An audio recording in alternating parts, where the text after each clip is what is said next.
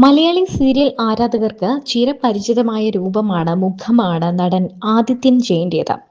അമ്പിളി ദേവിയും ആദിത്യൻ ജയനും എന്ന് പറഞ്ഞാലേ ഒരു പക്ഷേ നമുക്കിന്ന് കൂടുതലായി അദ്ദേഹത്തെ അറിയാൻ പറ്റൂ.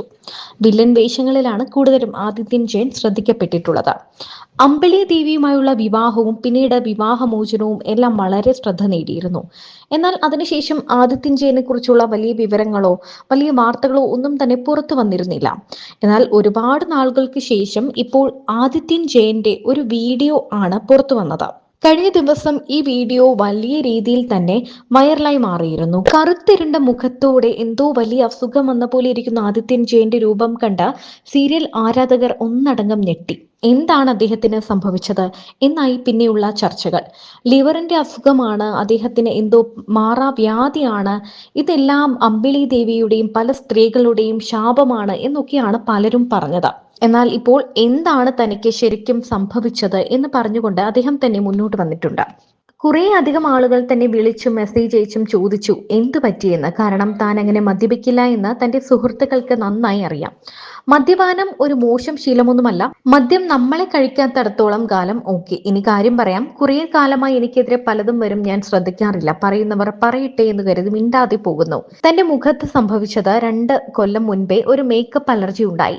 തന്റെ ഒപ്പം വർക്ക് ചെയ്തവർക്കെല്ലാം അറിയാം. അതൊന്ന് മാറി വരുമ്പോൾ 8 മാസം മുന്നേ എറണാകുളത്തുള്ള തന്റെ സുഹൃത്തിന്റെ ബ്യൂട്ടി പാർലറിൽ വച്ച് എന്റെ മീശ താടി ഡൈ ചെയ്യുന്ന ടൈമിൽ അവിടുത്തെ സ്റ്റാഫിന് പറ്റിയ ഒരു അബദ്ധം, എന്റെ മുഖത്ത് ഒരു അലർജി വന്നു. ഇതിലും മോശം അവസ്ഥയിലായിരുന്നു അന്ന്. കുറേ അധികം ബുദ്ധിമുട്ടുകൾ ഉണ്ടായി. പല ഡോക്ടേഴ്സ് ട്രീറ്റ്മെന്റ് നടത്തി, ഒന്നും അങ്ങോട്ട് ശരിയായില്ല. പക്ഷേ ഷിപ്പ്യാർഡിൻ ഭാഗത്തുള്ള വളരെ പ്രശസ്തനായ ഡോക്ടർ സോണി വർക്കി ട്രീറ്റ്മെന്റിൽ എനിക്ക് നല്ല മാറ്റമുണ്ടായി. നല്ല ചൊറിച്ചിൽ പൊള്ളലൊക്കെ ആയിട്ടാണ് ഞാൻ സാറിന്റെ മുന്നിൽ ചെന്നതും ആ വലിയ മനുഷ്യന്റെ കൈപുണ്യം കൊണ്ട് കുറേ അധികം ഭേദമായി. ഇപ്പോൾ നല്ല മാറ്റമുണ്ടായി.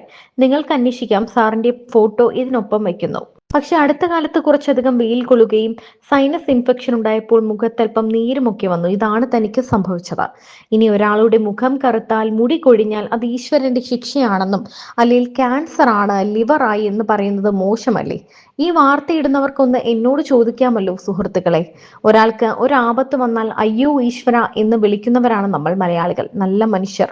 പിന്നെ 5 കുടുംബം മാറി 2 ആക്കി ഇളവ് തന്നവർക്ക് നന്ദി. ഇവിടെ 4 കല്യാണം കഴിക്കുന്നവർ ഇന്നും മണ്ഡപം ബുക്ക് ചെയ്ത് ആട്ടവും പാട്ടുമായി യൂട്യൂബേഴ്സിനെ വിളിച്ചു വരുത്തി അടിച്ചു പൊളിക്കുന്നു, ആഘോഷിക്കുന്നു. 60 വയസ്സിലും പ്രണയിക്കുന്നവർ ഉള്ള കാലത്താണ് നമ്മൾ. എന്റെ കാര്യം നോക്കി ഞാൻ ജീവിക്കുവാൻ ഒരു പരാതിയുമില്ലാതെ ഞാൻ ഒരു വർക്ക് ചെയ്താൽ, ഞാൻ ഒരാളോട് മിണ്ടിയാൽ, ഒരു ഫോട്ടോ ഇട്ടാൽ ഉടൻ വന്നു പഴയ കഥകൾ പറയുന്നു.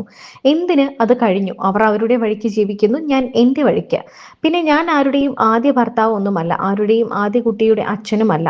അതൊക്കെ ഓർത്തു വേണം എന്നെ ഇങ്ങനെ ഉപദ്രവിക്കാൻ. എൻ്റെ കുട്ടിയെ ഞാൻ നോക്കുന്നില്ല എന്ന് പറയുന്നവരോട്, ഞാൻ ഒപ്പമുള്ളപ്പോൾ 2 കുട്ടികളെയും, അതായത് എൻ്റെ മോനെയും വേറൊരാളുടെ കുഞ്ഞിനെയും നന്നായി നോക്കിയ ഒരാളാണ്.